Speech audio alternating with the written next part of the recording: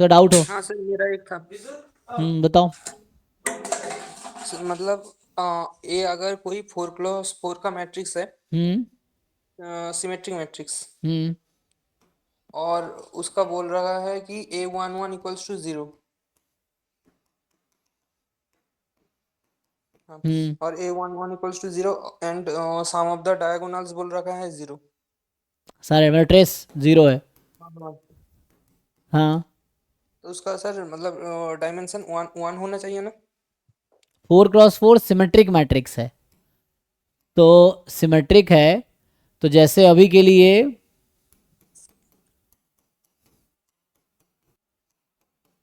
यही है।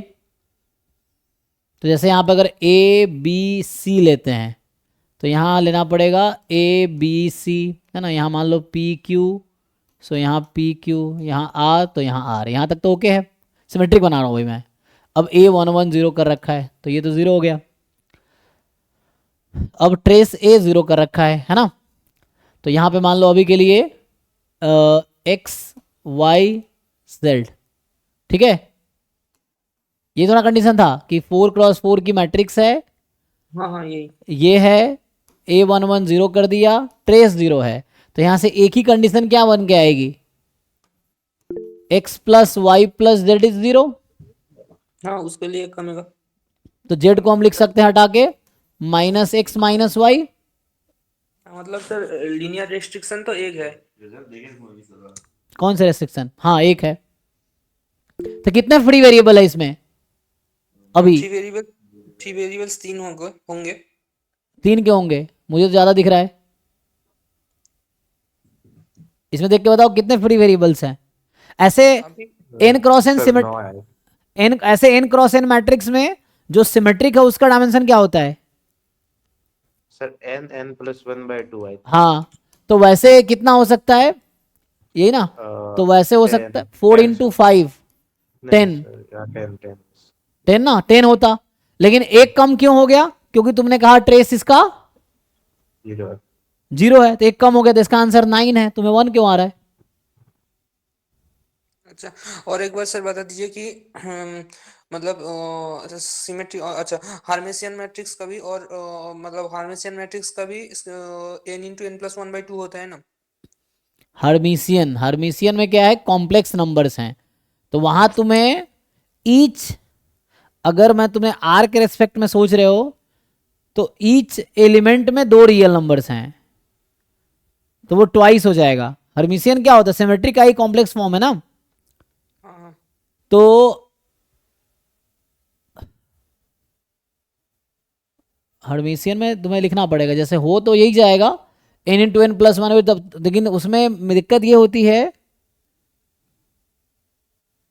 कि ईच जो वहां पे है ना, क्या बोलते हैं उसे, जो कॉम्प्लेक्स नंबर है, मतलब इट एक कॉन्जुगेट आ पेज दिया, जाता है। एक कंसिस्ट पेज ऑफ दिया 2। था, कॉन्जुगेट एक से पेज दिक्कत दिया आ था, जाती वहां पर बोल रहा था सर स्क्यू हार्मेशियन का बोल रहा है n² एंड हार्मेशियन का बोल रहा था कि n × n+1/2। तो मेरा स्क्यू हार्मेशियन का आ रहा था n × n−1/2। नहीं नहीं, वही तो स्क्यू सिमेट्री का भी यही तो होता है शायद, n × n−1/2, यही ना। हाँ स्क्यू हर्मिशियन, स्क्यू सिमेट्री का क्या होता है डायमेंशन, डायगोनल 0 हो जाते हैं, हाँ हाँ हाँ, तो n × n−1/2 होगा। है ना, क्योंकि उसमें हो जाता है 1 से लेके n-1 तक, हाँ, 1 से लेके 1 n−1। है ना। तो वही सेम, जो अगर तुम ऐसे ईच एलिमेंट को एक एलिमेंट ट्रीट कर रहे हो, तो क्योंकि कॉम्प्लेक्स में एक कॉम्प्लेक्स नंबर को एक ही ट्रीट कर रहे हैं अगर हम, तो सेम ही होगा। जो सिमेट्रिक का है वो स्क्यू, जो सिमेट्रिक का वो हर्मिशियन का, जो स्क्यू सिमेट्रिक का वो स्क्यू हर्मिशियन का, अगर ईच एलिमेंट को हम एक वेरिएबल कंसीडर कर रहे हैं तो। अच्छा सर, ये तो हो गया। और एक बार मतलब जो पिछले वाले में था ना मतलब अभी जो था, इसमें तो सर दो कंडीशन लग रहे हैं ना। एक तो A = 0 और एक है सम ऑफ द डायगोनल्स इज नहीं नहीं, 0। तो इससे कुछ निकल नहीं रहा ना। इससे तो जीरो पर एक एलिमेंट को जीरो कर दिया। सर आई थिंक इस मैट्रिक्स का डायमेंशन 8 होना चाहिए, क्योंकि A11 0 आ गया ना पहले, सो इस ट्रेस हाँ हाँ, मैट्रिक्स में एग्जैक्टली बस एग्जैक्टली, दो फ्री वही तो वेरिएबल पूछ है। रहा हूँ कितने फ्री वेरिएबल, एक मिनट देख लो, A B C 8 ही हो गए sir, 8। P Q X Y, और ये XY में ही है, कितने हो गए, 3 3 6 2 8 ही ना, 8 आंसर है इसका, क्योंकि एक हो जीरो गए। हो गया ना। यहाँ से 9 आ रहा था, एक जीरो हो गया और एक कंडीशन भी है, तो दो कंडीशन है, तो इसलिए 9 माइनस मतलब 10 माइनस 2 8 हो गया। 8 आंसर है इसका।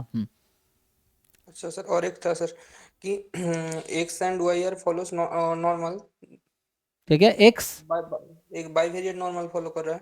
एक्स वाई, हाँ बाइवेरिएट नॉर्मल 1 1 0, सॉरी 0 0 1 1 कॉमा रो।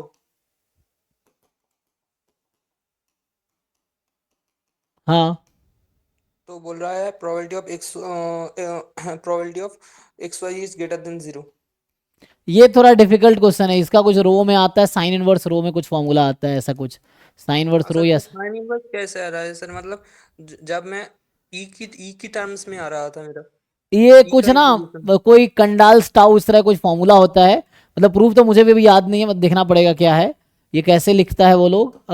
ये फॉर्मूला है, ये तुम्हें ऑनलाइन मिल जाएगा। ये कुछ कैंडाल स्टाउ फाइंड करते हैं बाईवेरिएट नॉर्मल में, तो उससे कुछ आता है, ये उसमें भी आया था, मल्टीवेरिएट नॉर्मल में भी है ये, तो उससे कुछ सॉल्व करके आता है। तो इसमें 5 0 0 ना कुछ उस टर्म में आता है, इसका आंसर तुम अगर लिखोगे वैसे जैम में बाई। नहीं होगा ना, जैम में हाँ, नहीं होगा ना। हाँ जैम में तो नहीं, इस तरह क्वेश्चन नहीं आए हैं, नहीं आएंगे ये वाला क्वेश्चन। अच्छा सर ठीक है, और तो एक बार और एक था सर। जनरली बाईवेरिएट के इतने लेंथी नहीं आते होंगे। नहीं नहीं, वैसे नहीं, वो इजीली कुछ जो, क्योंकि टाइम कम है ना, आपको 3 घंटे में 60 क्वेश्चन करने हैं, तो 3 4 मिनट में। बाईवेरिएट के बेसिक ही आते होंगे आई थिंक। सो और एक था सर कि X Y and Z are follow I I D uniform, हाँ। जीरो मतलब 0,1 फॉलो कर रहा है। हम्म तो पूछा है probability of X is greater than Y Z, तो ये 1/6 होगा क्या, क्योंकि 6 केसेस बन रहे हैं। यहाँ पे 1/6 होगा, क्योंकि सम में तो वैसे ठीक है, क्योंकि तीनों सम है ना, तो वैसे डिस्ट्रीब्यूट कर ले रहे हैं। यहाँ पे वैसे इक्वली डिस्ट्रीब्यूटेड वन होगा। बाय थ्री होना चाहिए आई थिंक। आईआईडी है तीन ना, केस अच्छा बनेंगे। आईआईडी तो है, लेकिन तो यहाँ पे कितने केस बनेंगे, एक्स वाई जेड, तीन केस बनेंगे। Y X Z, Z X Y, यही ना, इस तरह के तीन ही केस कॉम्प्लीमेंट, बनेंगे ना। कॉम्प्लीमेंट। कॉम्प्लीमेंट ले सकते, लेकिन फिर कॉम्प्लीमेंट में हम्म, इसका अपोजिट एक्स मोर देन है ना, X less than Y Z. नहीं, आई थिंक इसका केस में यही होना चाहिए, इसका आंसर की है। ऐसे तो 1/3 हो जाना चाहिए, या फिर उससे चले जाओ, कोई दिक्कत नहीं है, तुम इससे जरा करके देखो, 1 dx dy dz, तो यहाँ से लिखो yz से 1, फिर 0 से 1 जरा करके देखो कितना आता है। सर ये मतलब ये एक बार बोल दीजिए ना कि ये दोनों 0 से 1 क्यों ले लिया, मतलब। क्योंकि एक्स वाई को हम वाईजेड को फ्री कर दे रहे हैं ना, वाईजेड पे कोई रेस्ट्रिक्शन नहीं लगा रहे।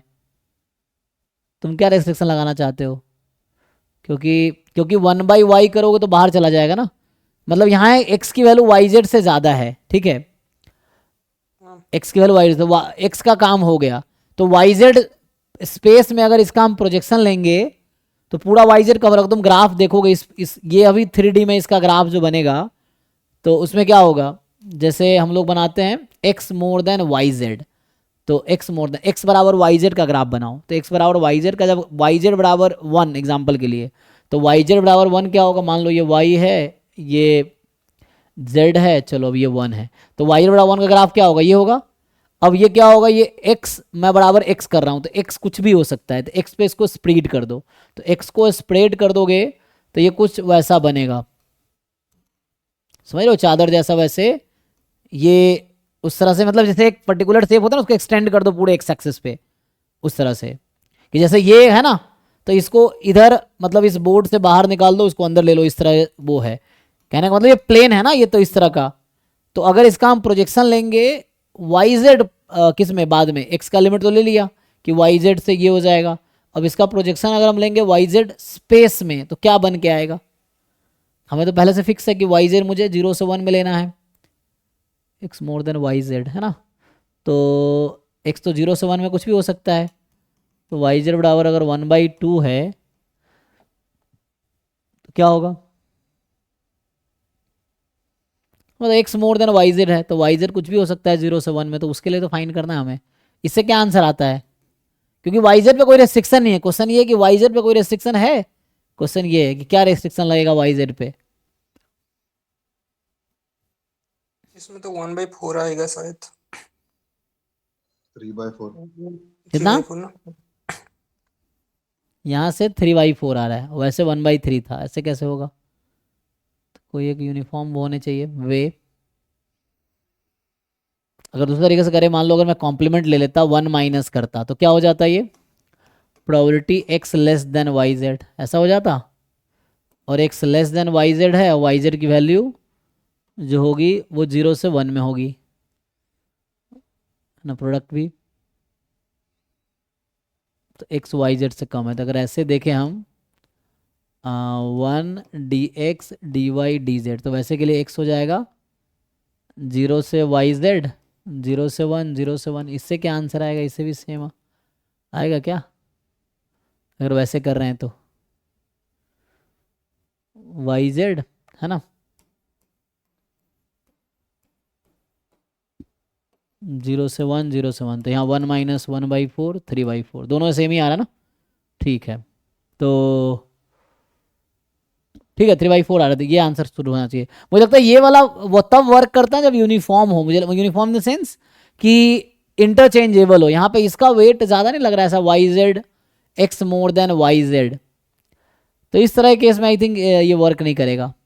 वो वाला तरीका लगता था ना, जनरली वो x more than Y more than Z के लिए वर्क कर जाता है, क्योंकि सारे पॉसिबल केसेस लिख लो और उसको वैसा कर लो। हालांकि इससे भी निकालोगे तो वैसे भी इंटीग्रल करके भी निकालोगे तो आंसर वही आएगा, लेकिन ये उसे ट्रिक जैसे बना दिया गया है उसको, तो मेन प्रॉपर वे तो यही है, तो आंसर तो 3/4 ही होना चाहिए। ठीक है, तो यहाँ मतलब ये काउंटिंग वाला वे शायद वर्क नहीं करेगा। ठीक है, चलो फिर यहीं स्टॉप करता हूँ अगर हो गया तो।